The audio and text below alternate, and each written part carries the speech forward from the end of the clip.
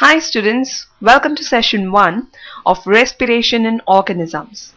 In today's session, we will study about respiratory system. So students, let us start with today's interesting session and study about respiratory system. Students, if you bring your hand near your nose, you would feel warm air coming out from your nose at short intervals. Even if you observe a dog sleeping, you would be able to make out a regular upward and downward movement of its body. So, what does this movement indicate? Yes, it shows that the animal is breathing in and breathing out. So there are a number of organs involved in this process, and this makes up a system named respiratory system. Its main function is to allow exchange of gases. So this respiratory system is found in all living organisms, though with varying levels of complexity. Remember students, every single person in the world needs to breathe. Breathing air is necessary for keeping humans and many animals and other organisms alive. And the two parts in our body that are large and in charge when it comes to breathing are our lungs. Yes, our lungs make up one of the largest organs in our body, and they work with the respiratory system to allow us to take in fresh air, get rid of the stale air, and even talk. So, let's take a tour of the respiratory system. Yes students, all living organisms are made up of a number of cells, and each of these cells require oxygen. Yes students, so why do these cells require oxygen?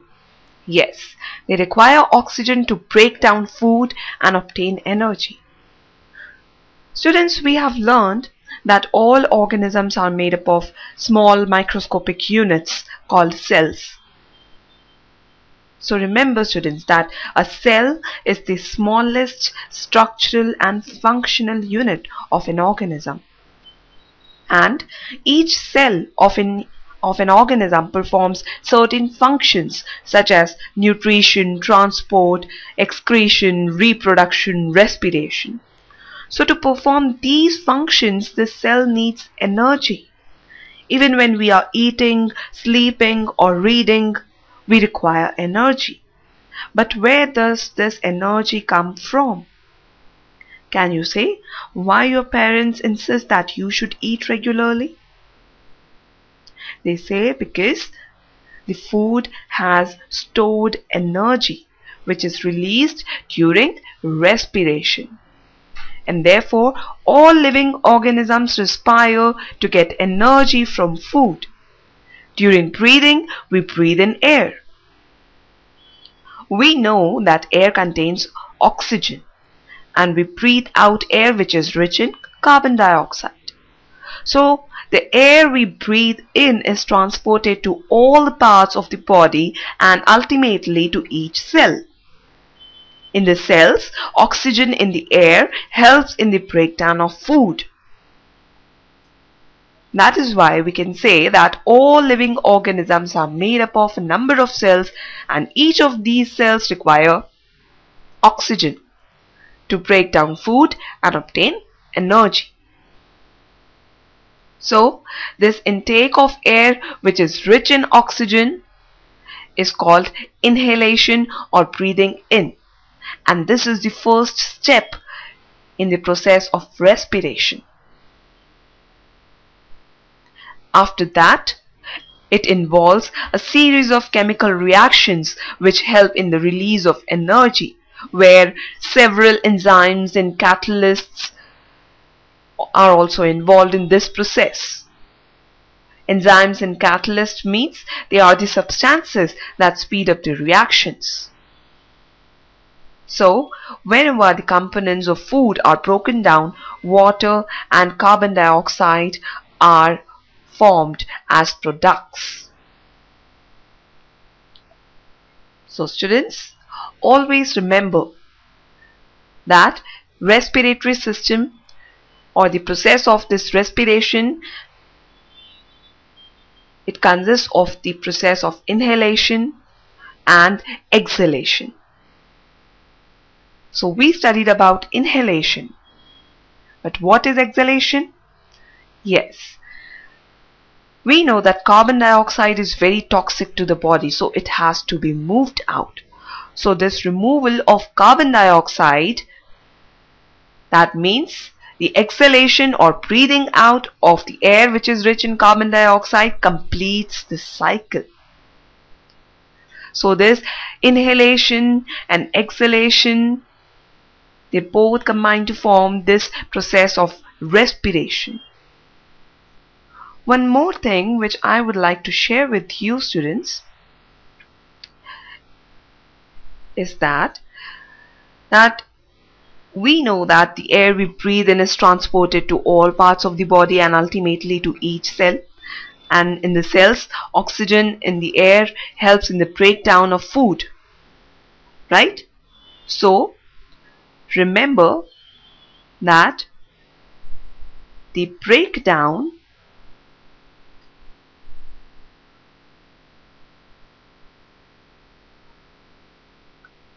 of food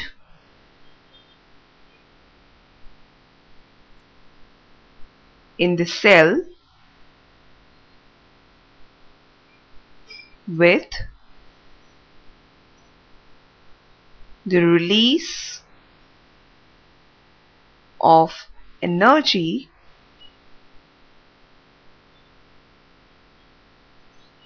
is termed as cellular respiration.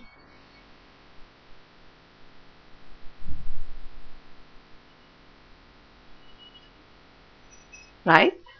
So this process of the breakdown of food in the cell with the release of energy is termed as cellular respiration, because the process of this respiration is taking place in the cell.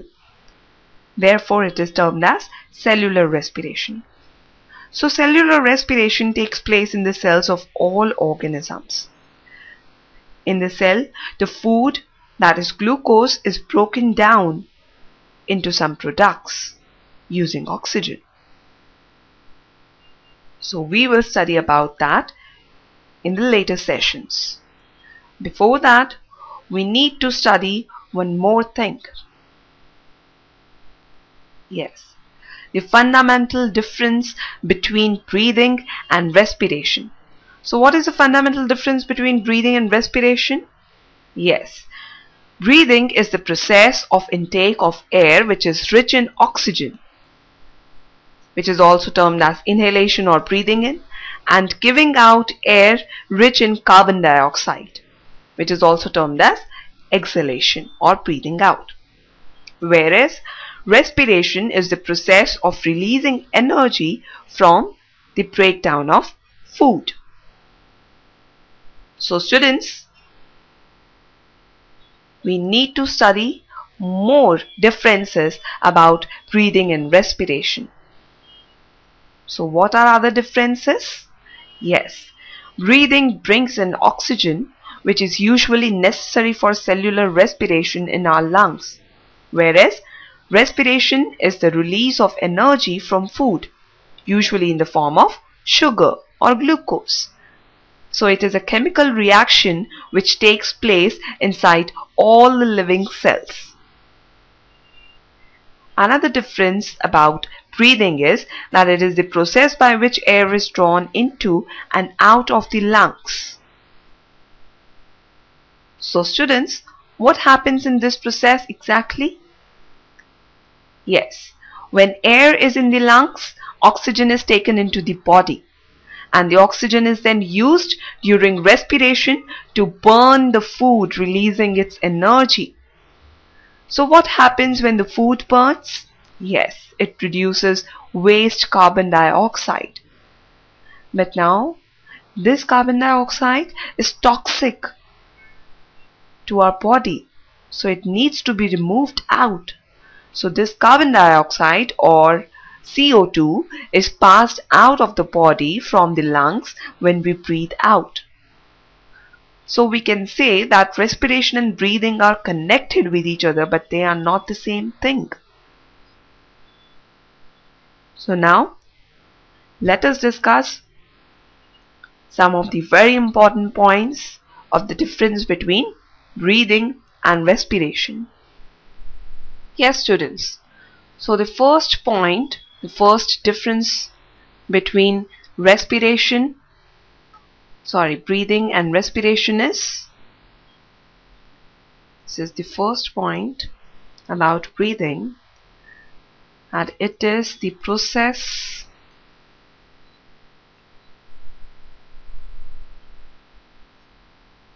of inhalation and exhalation.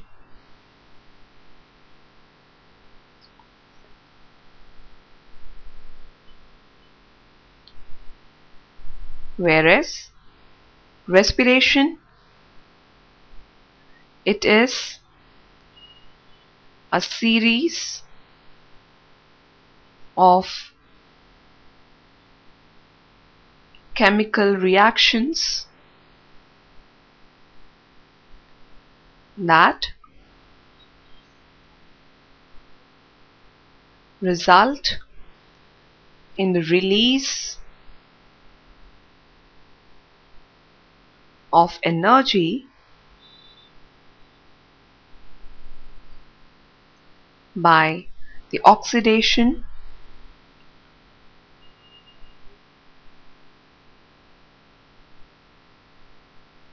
of food molecules.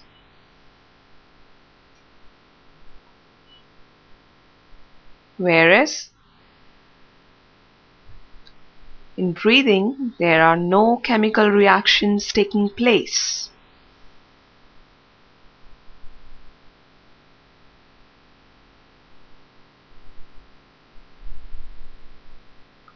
But only an exchange of gases is involved.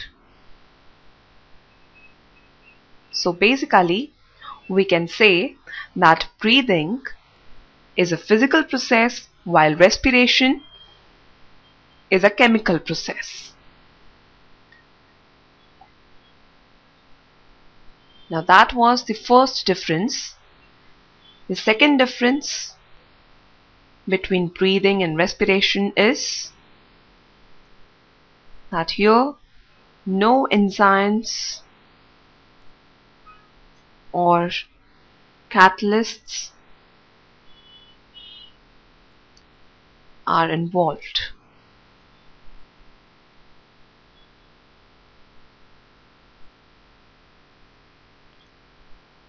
While in respiration,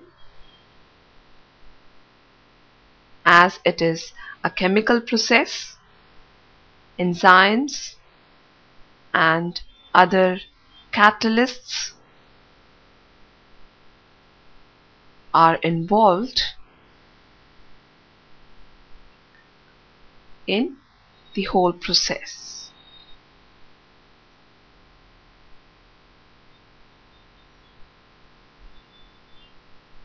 Another difference is that no energy is released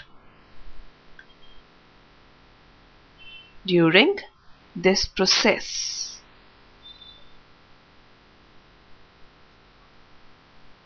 Whereas energy is released in this process. One more basic difference between breathing and respiration is that in breathing, This process takes place outside the cells, while in respiration, this process takes place inside the cells. So these are some of the very important differences between breathing and respiration.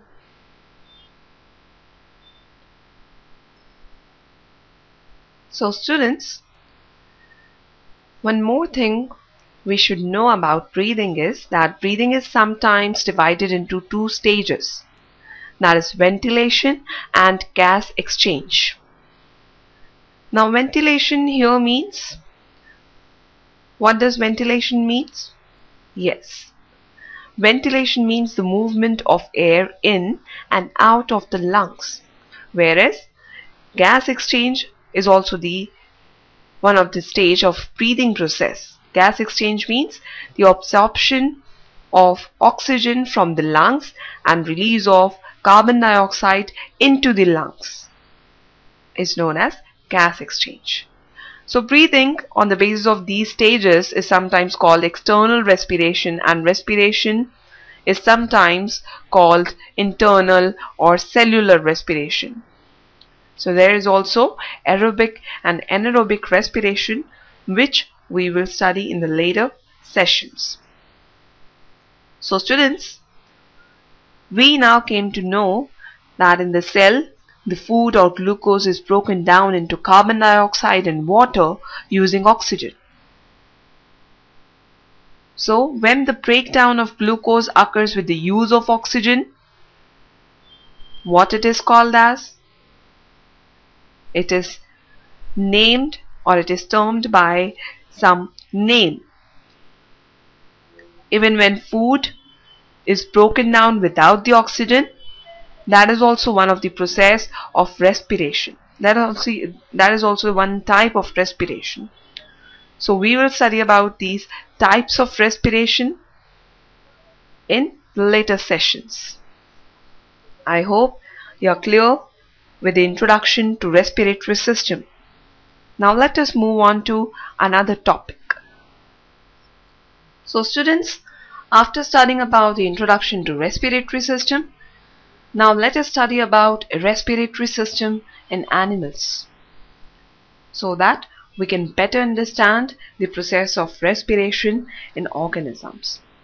So let us start with the respiratory system in animals. Students, animals such as elephants, lions, cows, snakes, birds, lizards, frogs, goats, etc. have lungs in their chest cavities like the human beings. So how do these organisms breathe? Do they also have lungs like those of human beings? Let us see. Do insects have the same thing? They do have the same organs like us? Let us find it out. Yes, students, the need to take in oxygen and expel carbon dioxide, or releasing out of carbon dioxide, is almost universal among organisms. The movement of these gases between an organism and its environment, called gas exchange, which we studied, that it is one of the part of breathing process, ventilation and gas exchange. So the movement of these gases between an organism and its environment, called gas exchange, is accomplished in a variety of ways by different organisms.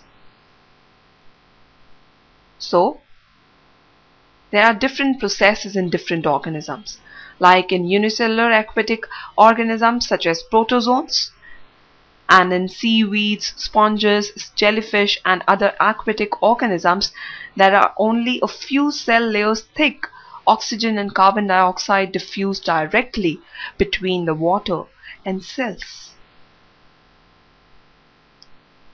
Even in higher organisms or in higher animals, there are special organs that help in breathing and respiration. So, animals breathe in many ways, which we are going to study in today's session. They can breathe in many ways, like they can breathe through skin. They can also breathe through air holes. They can also breathe through gills. And there are some organisms that breathe through lungs. So we are going to study about the animals which breathe in these 4 ways, right? So let us see the first one. Yes, the animals that breathe through skin. Now students, we know that the earliest development of these gas exchange structures is seen in roundworms, microscopic invertebrates which are abundant in water and moist soil. So which are the organisms, or which are the animals that breathe through skin? Yes, in animals such as earthworms and leeches, exchange of gases takes place through the moist and slimy surface of the skin. So what actually happens in such organisms? Yes, in amphibians such as frogs, newts and salamanders, the exchange of gases takes place through the skin when they are in water, and in addition to the lungs when they are on land. So this is one amazing thing about amphibians. Other than that, there are animals, or there are organisms that breathe through air holes, like some of the insects. Insects have a unique respiratory system which is made up of small tubes called trachea. So this trachea connect all parts of the body to small openings called spiracles on the surface of the insect. So basically there is one insect called cockroach. Here you can see a cockroach has small openings on the sides of its body. Even other insects have similar openings. So these openings are called spiracles. Insects have a network of air tubes called trachea for gas exchange, where oxygen-rich air rushes through spiracles into the tracheal tubes, and it diffuses into the body tissue and reaches every cell of the body, every cell of the cockroach and other insects too. Similarly, carbon dioxide from the cell goes into the tracheal tubes and moves out through spiracles. So these air tubes or trachea are found only in insects and not in any other group of animals. So here you can see there are some pair of spiracles called as thoracic spiracles, and the back portion of this cockroach have some small openings called spiracles. They are termed as abdominal spiracles because they are located at such position. So they are termed as thoracic spiracles, and these are termed as abdominal spiracles in cockroach.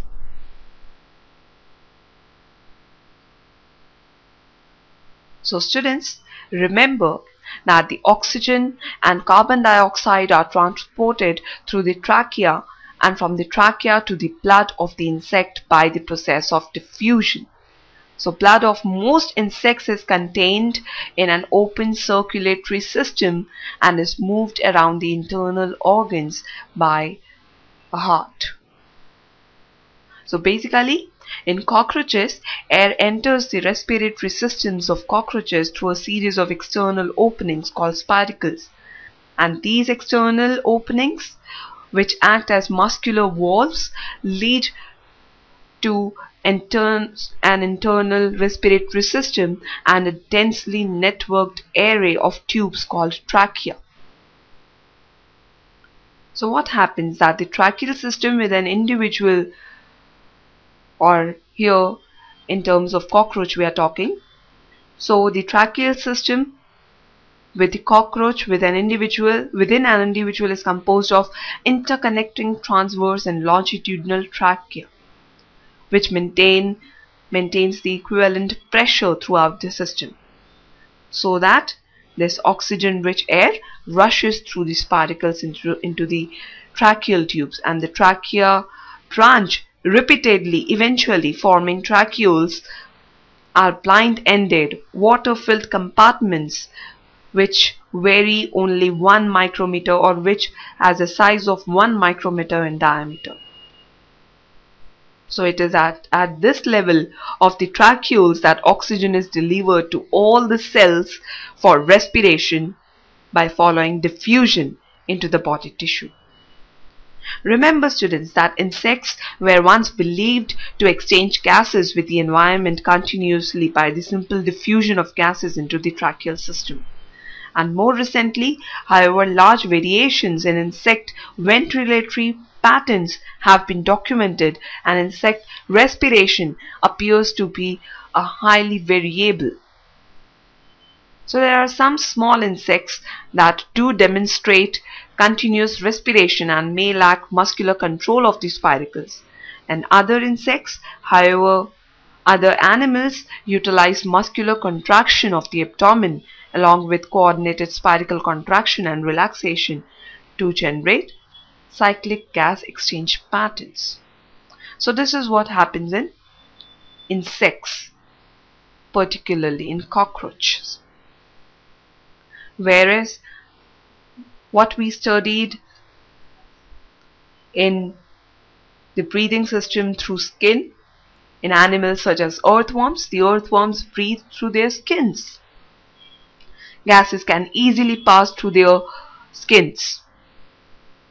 So earthworms rely on their moist bodies for oxygen to diffuse into the blood circulating near the surface of their skin. And the reason that earthworms come to the surface when the ground is water saturated is because it needs the air circulating in the soil, not just like cockroaches. The earthworms need the air circulating in the soil to diffuse enough oxygen into their blood. So earthworms do not have a respiratory system such as we have or the cockroaches have. They have very thin skin and they can exchange oxygen and carbon dioxide through their skin. Now this was all about the breathing through air holes and skin. But have you ever gave a thought that how do fishes respire? How is oxygen and carbon dioxide exchanged in their organs? Let us study about them. Yes, animals that breathe through gills. Now students, we know that adult fish have a pair of gills, and each gill is covered by a bony lid so that a fish can draw in water by closing the lid over its gills and opening its mouth. So when the fish closes its mouth and opens the gill lid, the water is forced out and over the respiratory surfaces of the gill filaments. How amazing it is! How amazingly it works, right? So fishes are such that can survive in water. Can we survive in water? No. There are many organisms which live in water. So how do they breathe underwater? Yes, gills provide a more extensive surface area for gas exchange than the body surface alone, like the terrestrial animals. But aquatic animals have gills because they enable such organisms like clams Clam is also one of the aquatic animal, and there are other larger organisms too that have gills, which provides a more extensive surface area for gas exchange to obtain the amount of oxygen they need.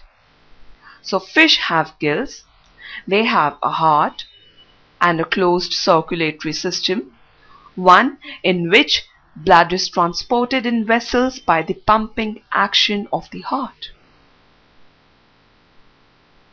So now let us see that what is present in the fish. Here you can see gills in fish. Yes, what you can see here,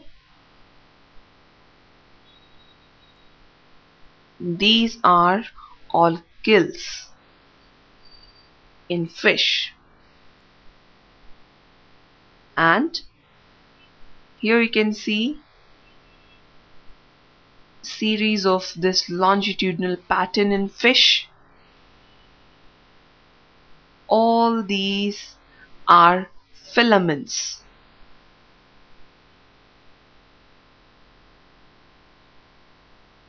Right? So we will study about these breathing organs in fish now.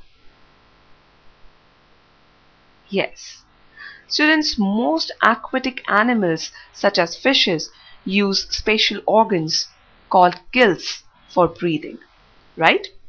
We saw it in the diagram. Yes, so these gills are like slits, and they are made up of a large number of thread-like structures called filaments. And these filaments are richly supplied with tiny blood vessels called capillaries. So the gills in fish help them to use oxygen which is dissolved in water. Gills are projections of the skin of fish. You may wonder how gills help in breathing, but yes, gills are well supplied with blood vessels for exchange of gases, and that is why they are able to breathe. So what exactly happens in fishes? Yes, when water enters the body of the fish through the mouth, it flows over the gills, and the blood in the capillaries absorb oxygen. It actually absorbs oxygen from the water and gives out carbon dioxide. So in this way, this oxygen is transported by the blood of the fish, and that is why they are able to breathe through gills. Another process is that of breathing through lungs.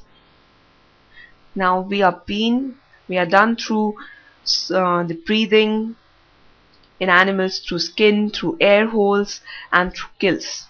Now this is also one of the most important one, the animals or the organisms that breathe through lungs. Students, most mammals such as cats, dogs, monkeys, horses, human beings, etc. breathe with the help of special sac-like spongy organ called lungs. There are baby frogs too, like tadpoles. They also breathe through gills, though they breathe through skin and lungs when they grow up to become frogs or adult frogs. So, these are some of the animals that breathe through lungs. Even we human beings breathe through lungs. So we will study about the respiratory system in humans in next session. I hope you liked today's session and you learned much about respiration in many organisms. So students, we will meet in the next session. Till then, keep learning, keep enjoying, and have a nice time.